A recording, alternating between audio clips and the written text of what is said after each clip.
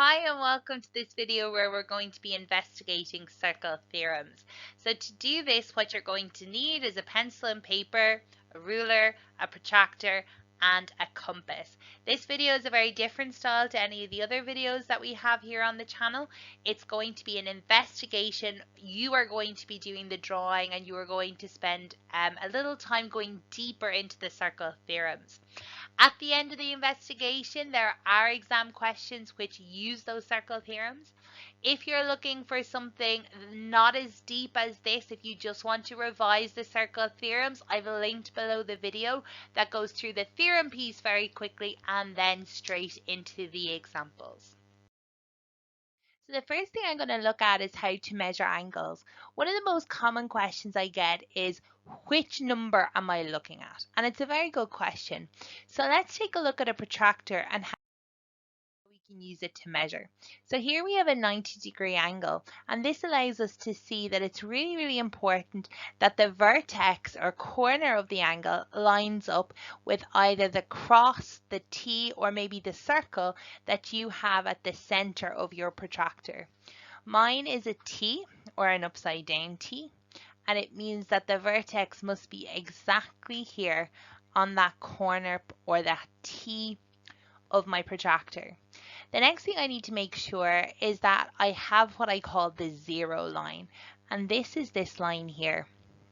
And it's really important that one arm or one line of the angle goes through one of the zeros, and we do have a zero on either side. So you'll see in a second how it will work if the angle was drawn in a different way. So here I've lined up that line with my zero, and then what I'll do is I look to see where that zero is. So for me it's on the inside, so I follow along the inside numbers till I get to the second arm of the angle, which tells me 90 degrees. Now 90 degrees is exactly halfway along our 180-degree protractor, so actually it would work either way that you look at it. You'll notice that there's only 190 on the protractor.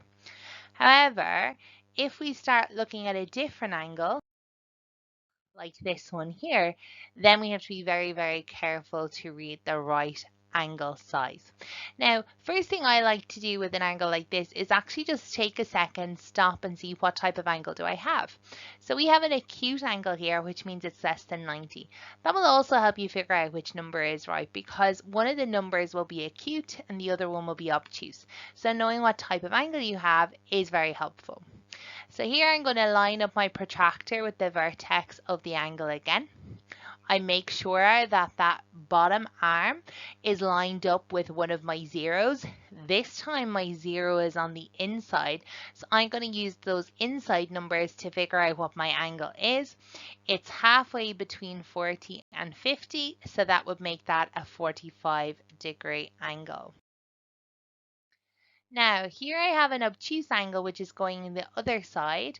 So again, I line up my protractor so that the bottom of my T is lined up with the vertex. I then line up one of my arms with the zero. This time it's on the left hand side. So my zero is actually on my outside track. I follow this along until I get to my second arm, which gives me 130 degrees. So the next thing we want to do before we get into these circle theorems is make sure that you understand the parts of the circle. So if you want to pause this video and try fill in all the names that you know, guess if you don't, and then unpause me and we'll go through it. So the first one here, that is the outside of the circle, and that's called the circumference.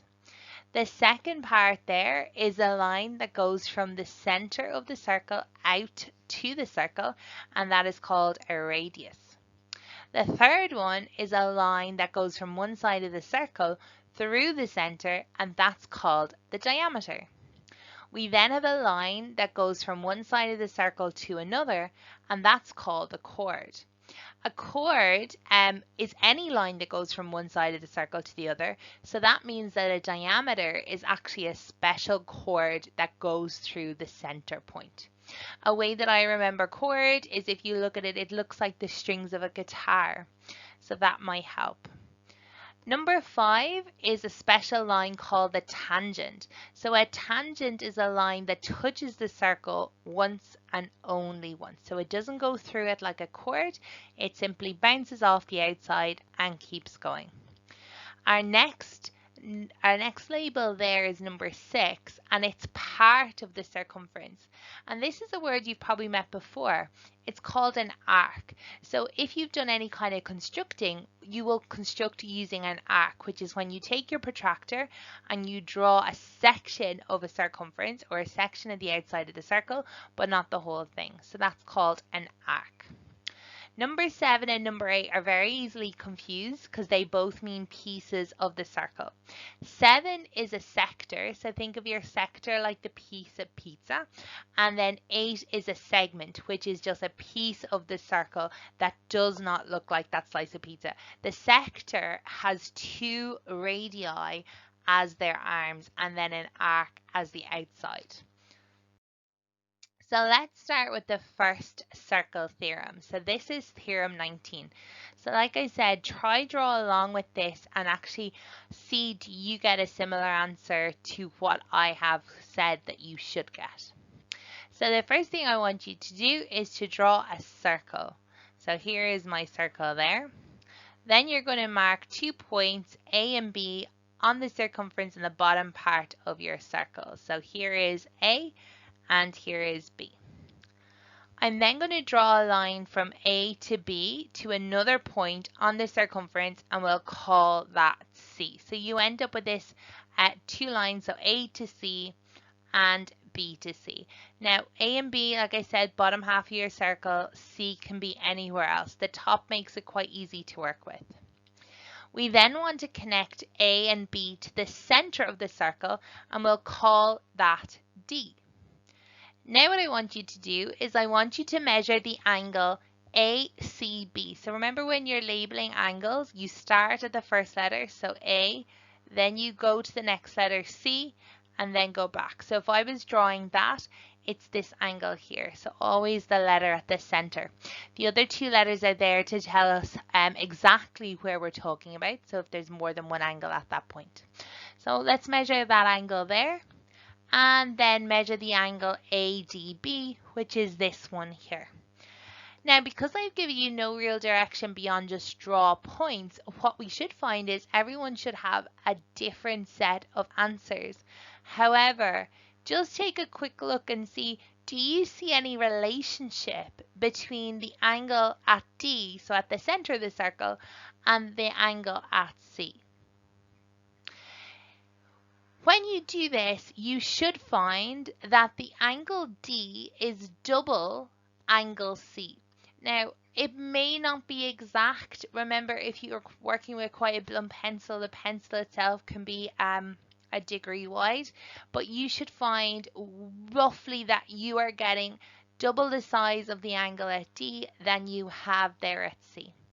And this is theorem 19. So theorem 19 states that the angle at the center of the circle standing on a given arc is twice the angle at any point of the circle standing on the same arc. And what it means by that standing on the same arc is basically that they all start and end at the same point, meaning they have that same arc between the 2 points. So here are some examples of theorem 19 at work. So here, if I had 100 degrees, this angle here would be 50 degrees. We could also put the angle like this. It doesn't have to be straight up. Sometimes if you're drawing it, you might think, oh, I've done it wrong because it doesn't look exactly like what I had there. But actually, if you drew the point slightly to the side and your lines overlap, that's still fine. You should still find that that angle is half the size of the one at the center. So it doesn't matter where you put that point, that angle should be 50. And we're going to use that in a little bit for one of the corollaries. Here's an example of if I have 15 degrees here at the circle, that means I have 30 degrees here at the center. This then would also be 15 degrees, because notice how these are all standing on the same arc. Again, remember, they're starting and ending at the same point of the circle. So here I've one that I've drawn upside down. Now, a top tip when you're doing any kind of measuring or working with angles or working with any geometry shapes is you can turn your page whatever way you like to look at these. So if this feels upside down to you, just turn your copybook. Obviously, it's a little bit harder to do with the screen, but the same rules will apply. So if this is 130 degrees, then the angle up at the top is still going to be half, which will make that 65 degrees. Now, what's interesting here is if I connect this, so the 130 that is already marked, if I take that away from 360, it leaves me with 230 degrees here. And if I draw in another angle here, this allows it to be half the angle at the center. So this works for reflex angles as well. So here we've kind of combined two sets of the theorem in one. So we end up with not just that triangular shape, but we end up with more of a quadrilateral, so a four-sided shape. We will find out a little bit more about the quadrilaterals in another corollary, and we can make a connection back to here. So let's look at Theorem 19, Corollary 1. So just to, I suppose, talk about what a corollary is, it's an add-on to a theorem. So it's something that's true because the theorem itself is true. And we're going to explore quite a number of these as we work. So here is the first corollary. I want you to draw a circle. I want you to mark 2 points at the top half of the circle. So there's my A and B, and 2 at the bottom. So C and D. So you end up with A, B, C, and D. The center point is not important here. Next, I want you to connect A to B, no, apologies, A to C and D. So creating this shape here. Now you will draw more lines, but just for ease, if you go and measure this angle here first. So measure the angle at A before you draw in any other lines before it gets confusing. Then connect C to B and B back to D. So making this shape here. And now measure the angle at B. So what I want you to measure is this angle here. Hopefully you've already that done. And this angle here. And then let's see what the conclusion is. So really what we're looking for here is a relationship between those two angles that we've highlighted. So if you're working on it, pause it and then come back.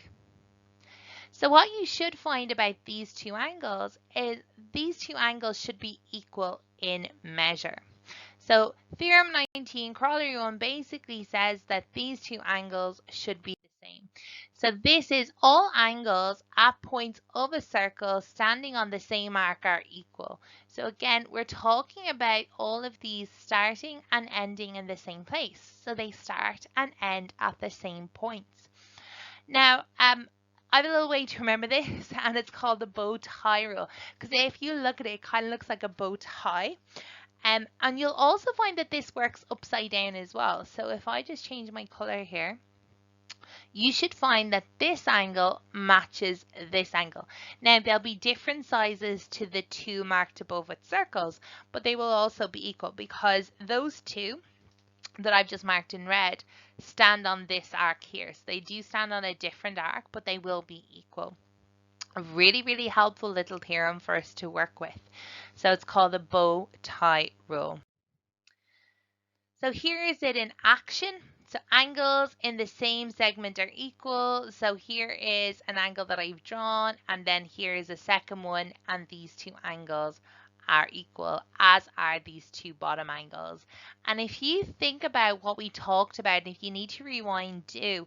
When we looked at Theorem 19, we said that the angle at the center of the circle is double the angle at the circle, and it didn't matter where you put this point. So if we think about this, imagine there is a center point here, and we could draw in this angle. This angle here would be 2A. This would be A, but this would also be A. So that is why they're equal. And this is why it's a corollary. So it's based off the fact that Theorem 19 is true. So it's like an extension of Theorem 19.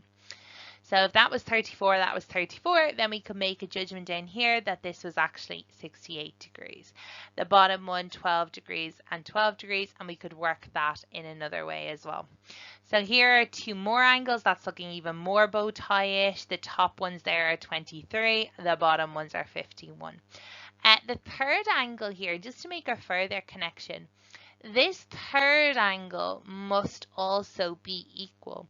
Now, it must be equal because all the angles in the triangle add up to 180 degrees, but also they are vertically opposite angles. So if you need to go back and revise your more basic geometry, do so that your vertically opposite angles are equal.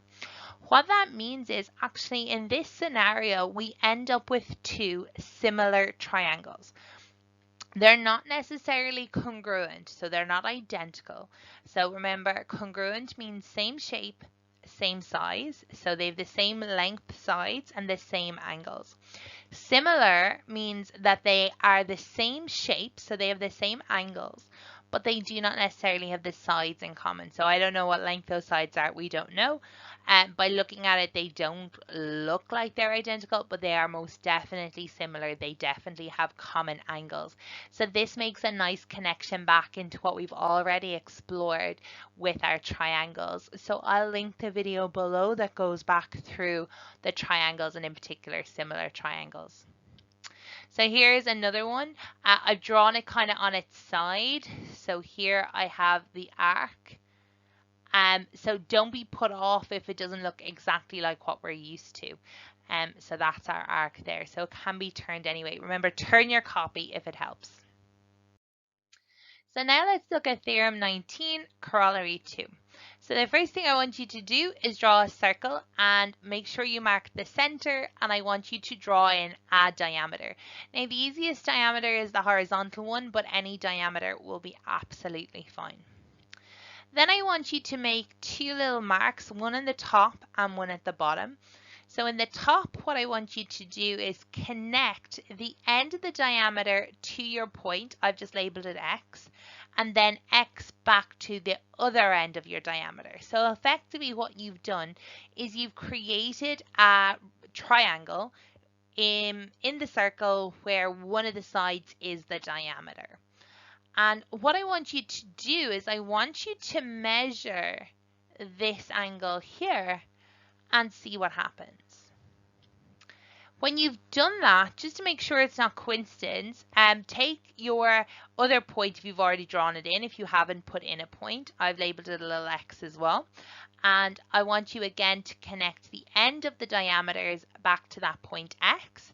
And I want you to measure this angle here. So you have two triangles, and what can you say about the triangle that's formed in a semicircle?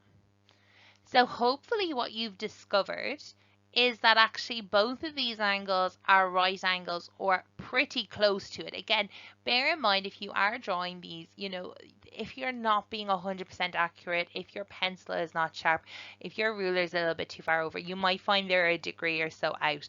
That's absolutely fine, but they should be pretty close to 90 degrees.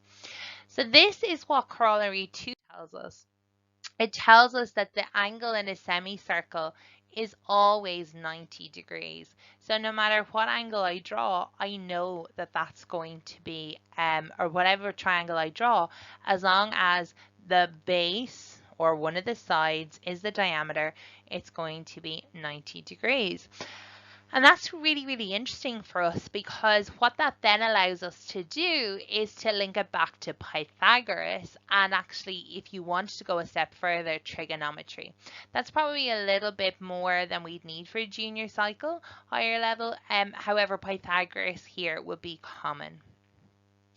So then Corollary 3 is very strongly linked to Corollary 2. And we're going to draw this out as well, but I'll explain in a minute, but it's very strongly linked to Corollary 2. So here, what I want you to do is I want you to mark a point A on your circle, and I want you to use either your protractor or your set square, if you have it handy, to draw a 90-degree angle at A. So I want you to draw 90 degrees at that point A. I then want you to bring those lines out until they reach the end of the circle. So effectively that both of these lines are chords. I then want you to connect those chords together, and what you should discover is they should connect through the center, meaning that that line is a diameter. So it should end up there or very, very close to it. So if you've drawn that angle at A accurately, you should end up with that base going through the diameter. So this is effectively like a converse of Corollary 2, which means it's like a backward step of Corollary 2. Corollary 2 said when we have the diameter, then the triangle will be right angled. Here, if we have a right angled triangle in a circle, then the base will be the diameter. So here's the two corollaries together. Now, they're not written as converse because of, I suppose, the wording of it. They're not strictly converse, but it's absolutely fine at this level to think of them as kind of the opposites of each other. So corollary 2 is each angle in a semicircle is a right angle. And then corollary 3 says if an angle standing on a chord BC at some point on the circle is a right angle, then BC is a diameter.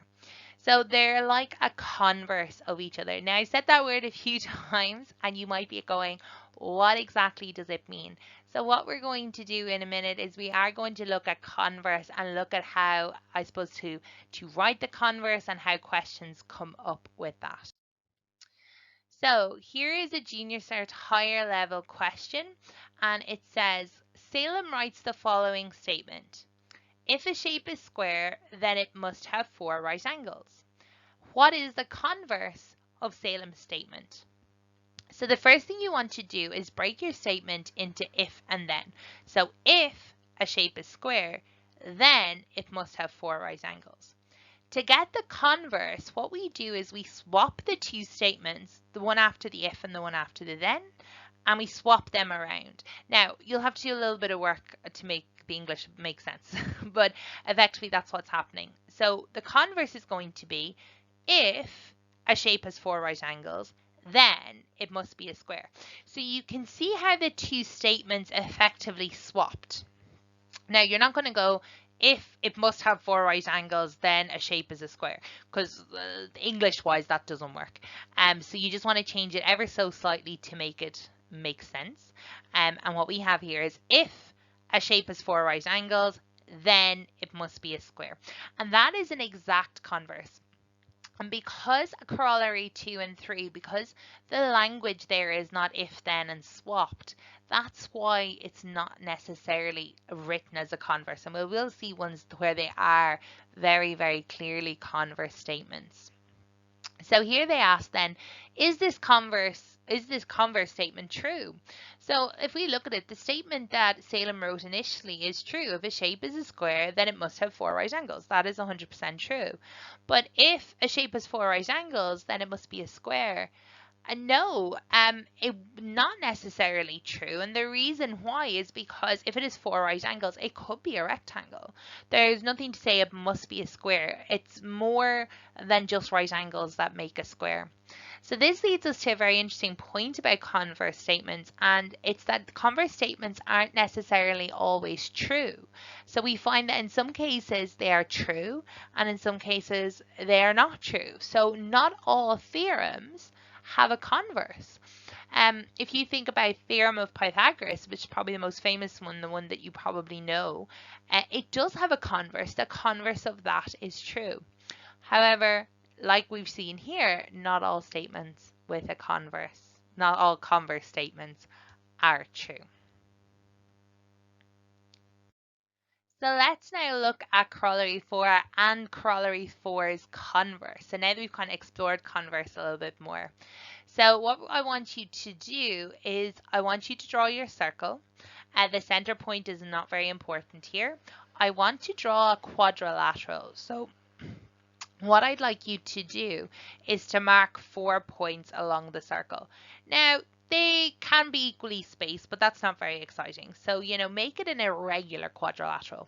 Quadrilateral basically means it's going to be a 4-sided shape. It's also going to have 4 vertices, 4 points, and these are the 4 points. If they're equally spaced, you're going to end up with a square. If they're, 2 and 2, you'll end up like a rectangle. But we want to make something a little bit more irregular. What I then want you to do is to connect these vertices to create that quadrilateral. So here is mine. So as you can see, it's quite an irregular one and no two sides are the same length. And what I now want you to do is to measure each of the angles in the quadrilateral and see, can you draw any conclusions? So one of the first things that students often find is when they do this, they'll say all the angles add up to 360 degrees, and that is correct. But it's not very exciting in the sense that all quadrilaterals have a rule that all angles add up to 360 degrees. Because if I draw a line connecting two opposite vertices, I can create two triangles. And triangles always have angles adding up to 180, so 360. It's not very interesting because what I have here on the screen is not just a quadrilateral. It's a quadrilateral that is fitting perfectly into this circle. So it's a special type of quadrilateral, which we'll talk about in a second. So I suppose we want another conclusion. So I'll give a hint if you haven't been able to find it yet. What do you notice about opposite angles in this, what we call cyclic quadrilateral? So what you should find is that opposite angles add up to 180 degrees. So that is special for cyclic quadrilaterals. So a cyclic quadrilateral is a quadrilateral of four-sided shape that is drawn in a circle. So if we take a look here, Corollary 4 says if ABCD is a cyclic quadrilateral, then opposite angles sum or add to 180 degrees. So that's A and C add to 180 degrees and B and D add to 180 degrees. So then the converse is if the opposite angles of a quadrilateral sum to 180, then the quadrilateral is cyclic. And what I think is really interesting here, given what we just did a minute ago, is looking at the if-then statements. So if ABCD is a cyclic quadrilateral, then opposite angles sum to 180. The converse is if opposite angles sum to 180, then it's a cyclic quadrilateral. So this is very much a textbook converse. It is exactly what we'd expect. The if-then statements are reversed and they are true. Now, just an interesting point, and I suppose this is not terribly important for junior cycle because we will probably see this within circles, but I suppose it's important as you move beyond junior cycle to know this. So cyclic quadrilaterals can exist without a circle. It means a circle can be drawn that goes through each of its vertices. And I suppose that's really, really important. It's not a cyclic quadrilateral because there is a circle there.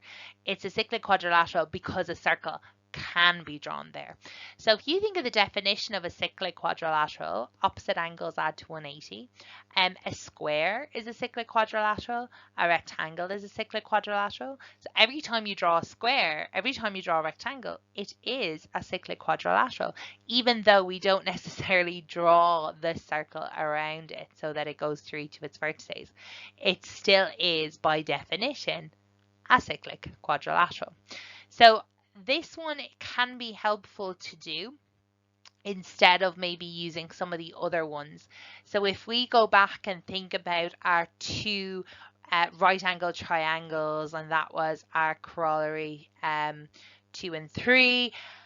So when we draw two triangles, we get into this idea that it is a quadrilateral. So I suppose you might see a question and use cyclic quadrilateral. Somebody else might decide to use the right angle triangles, and both will be correct. So there's not necessarily only one way to approach questions.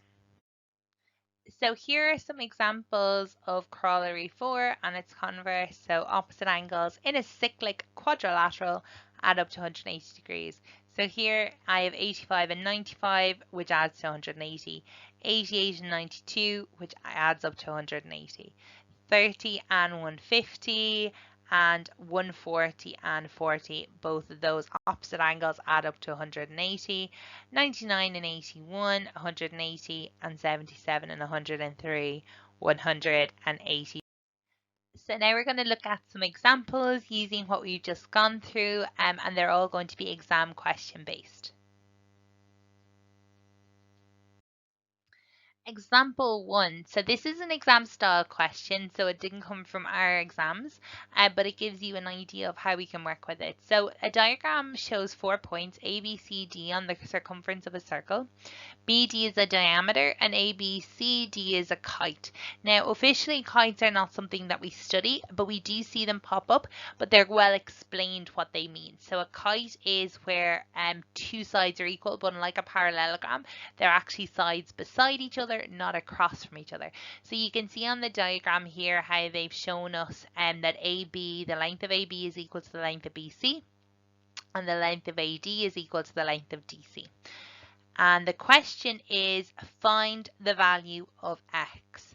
So what we have here is actually two congruent triangles. So two triangles that are identical.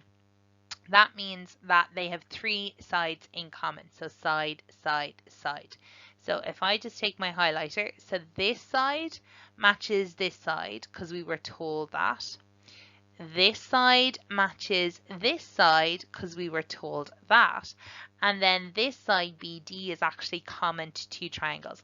So we have two congruent triangles, which means that this is also 20 degrees and this is also x. So we can work with either triangle. Think about your circle theorems, and the theorem that we're going to use is the angle drawn in a semicircle is always right angle. So these two angles here, the one at A and one at C, are both 90 degrees. So then for x, it's going to be 90 degrees plus 20, which is 110 degrees, and then it's 180 degrees, take away 110, and that leaves us 70 degrees. So x is equal to 70 degrees. You can work that whatever way you want, but the idea here is using that circle theorem, well, one of the corollaries, that the angle in a semicircle is a right angle. Example 2. So this is from the 2016 paper 2, and it's question 7. So it tells us that the points A, B, C, D are shown on the diagram. They are all on the circle K. It tells us the length of AB is equal to the length of AD, which is given to us on the diagram, and the length of BC is equal to the length of DC, which again is given on the diagram. So effectively what we have here is another kite. The size of some of the angles are marked. Calculate the value of x. So the first thing I would say is that we have a cyclic quadrilateral. So a cyclic quadrilateral, which means opposite angles add to 180 degrees. So 100 degrees plus x should add to 180 degrees, which gives us x equal to 80 degrees. So nice and straightforward for the first part of that question. So part B asks us to calculate the value of y and show all of your workings out. So at the moment, all I have here is a cyclic quadrilateral, and I need to do something more. I need to find out more information. And often what we have to do in geometry is add a construction line. So putting in a line that is beneficial. Now, I'm going to go with triangles. So we have two options. So one option is we can draw the line like this. I like that idea because we end up with isosceles triangles and we can work with them. So here, if we remember, x was actually 80 degrees here. And what that allows us to do, if we've 80 degrees here, then we've 100 degrees left in the circle, which means I have 50 degrees here and I have 50 degrees here. Over in the second triangle on the left hand side, I have 100 degrees in that angle. So that means there's 80 to be split between the bottom two. So that's 40 and 40. So y would be equal to 40 degrees plus 50 degrees, which is 90 degrees. Now, a second line that you could put in, so we could connect here a to see, and it feels like we've less information. So a bad thing will be to do an assumption here, and we do not want to assume anything we don't know is true. However, what we do know is that this line has created two congruent triangles. So congruent, remember, means identical, and we can say that under SSS, so side, side, side. So the sides here that are common. What that means is we've two identical triangles, which means that this angle must be 50 and this is 50 because they're going to be identical angles. If we remember, x was 80, so this must be 40 and 40, and then we could work out y as 40 plus 50 is 90.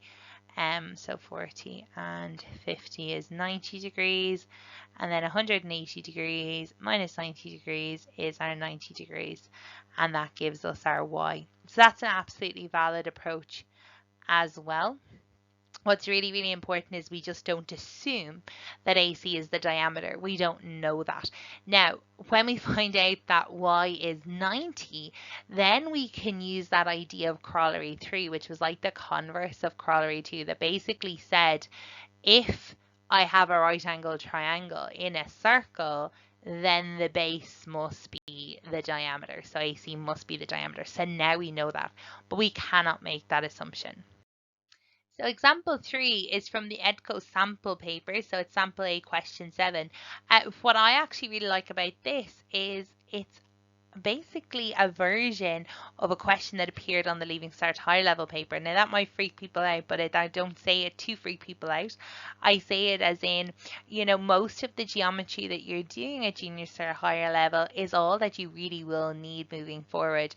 The questions can get a bit trickier, but actually there's nothing really new that you have to learn. There's a few little theorems thrown in, but the bulk of what you have at Leaving Cert is what you've learned for Junior Cert.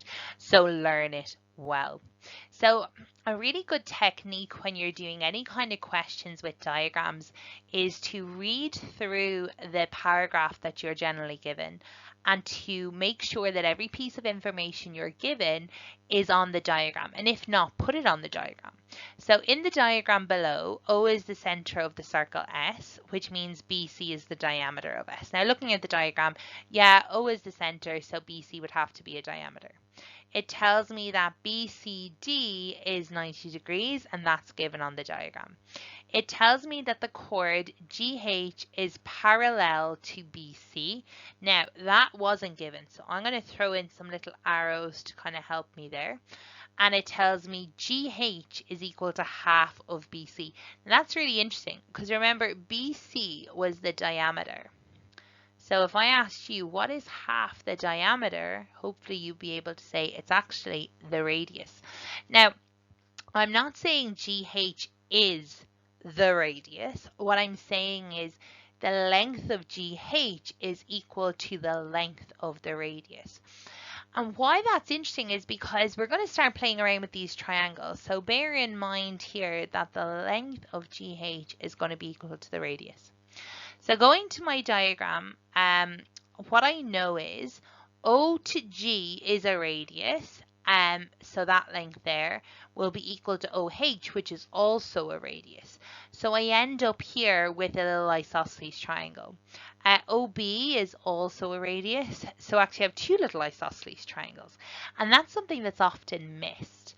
Now remember that GH was also the length of the radius, so if I put in those markings, effectively what I have is an equilateral triangle there. So I end up with an equilateral triangle, and the first question is to show that GOH is equilateral. So I just need to explain my reasoning.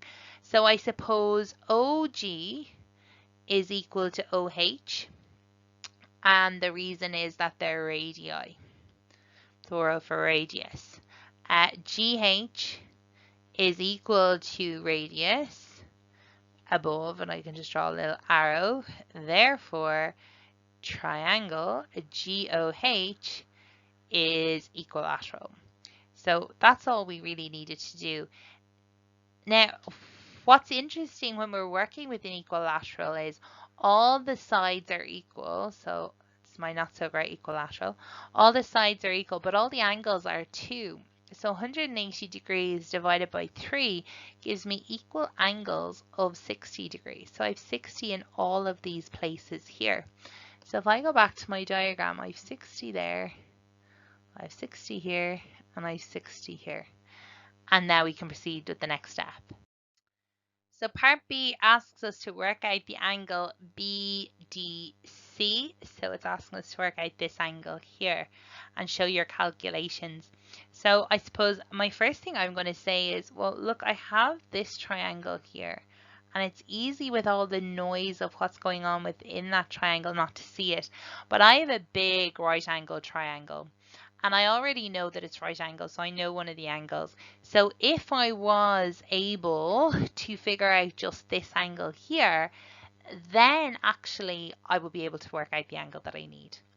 Now think about all the information we've used. So we'll have used that 90 degree, we'll have used this piece here.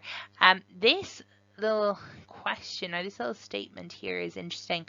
The chord GH is parallel to BC.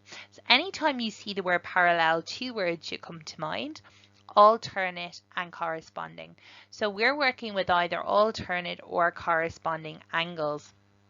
So I'm going to take just a colored highlighter, and I'm going to say, well, here is my parallel line, here's another parallel line, and here's my transversal. And I know a little 60 degrees in there, so in here, so actually this angle here is also 60 degrees. So using that idea of it being alternate. Now I've colored it in, so I'm going to have to just get rid of this for a second. If you remember, I'm just going to get rid of those lines for a second. We've already said that OG is a radius and OB is a radius. Therefore, that triangle OBG is an isosceles triangle. So if I have 60 degrees there, I'm going to do 100 degrees minus 60 degrees, which is 120, and then I can divide that between the two bottom angles, which gives me 60 degrees. So that's 60 degrees here and 60 degrees here, which actually means that OBG is not isosceles. It's actually one step further. It's actually equilateral. So effectively now what I have is this big right angle triangle where we want this angle. We know that's 90 and this is 60. So what I can do is 180 minus 90 minus 60, and that equals 30 degrees. So I get angle BDC is equal to 30 degrees. So a lot going on there, and I suppose one of the big takeaways from that question is using the radii as equal sides and remembering that they are equal. And I know you know that. It's just to be very, very blatant about that when we see a question. So example 4 is an Edco Sample D Q13, and in the diagram BC is the diameter of a circle with center A. ABD is 53, the length of DC is equal to 8, and the length of AD is equal to X. Find the value of X. Now it's interesting because they want a length this time, and I suppose anytime we're working in triangles and need to get the length of a side of a triangle, we're really limited to doing either similar triangles, which it doesn't look like we're going to have here because we don't have enough side information, or trigonometry. In order to use trigonometry, we need to have right angle triangles, which we don't have. So just, I suppose that should be our way of thinking. Now, I'm going to fill in as much as I can. So the first thing I'm going to do is I'm going to say, well, AB is a radius, AD is a radius, AC is a radius. So they're all equal, which creates these equilateral triangles. So this is 53 degrees here. So then I can work out 53 plus 53 is 106 degrees. So this angle here is 74 degrees. Out of 180, this one here is 106 degrees, and then I can work out my little angles at the side. You could also use the fact that the angle here at D is going to be a right angle, and that's absolutely fine. This works out as 37 and 37, whichever way you want to work.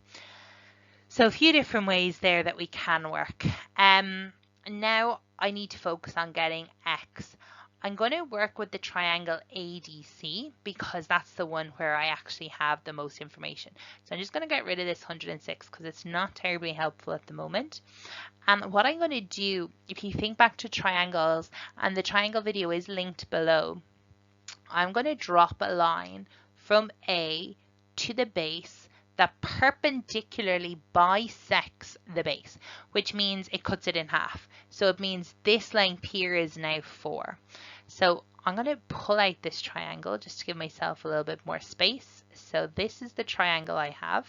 I have right angle, I have 4, I have 37 degrees, and I have x. Now I can use my trigonometry ratios. So that is sine, cos, and tan. So first step is to label. This is my adjacent side. This is opposite, but I have nothing, so I'm not going to use it, and hypotenuse. So go through SOHCAHTOA, or however you remember sine, cos, and tan. We are actually working with cos. A is equal to adjacent over hypotenuse, which is the cos of 37 degrees is equal to 4 over x. And now we need to work it through. So the first thing we can do is actually work out what cos 37 is. So let's do that first. Cos 37 degrees, and it is 0.7986. I'm going to go to 4 decimal places, is 4 over x. I'm going to multiply both sides by the denominator, which in this case is x, and don't panic too much about that. I know it is an unknown, it is a variable, but that's still the rule. So don't try to multiply by something else because you don't like the x. The rule is you multiply by the denominator.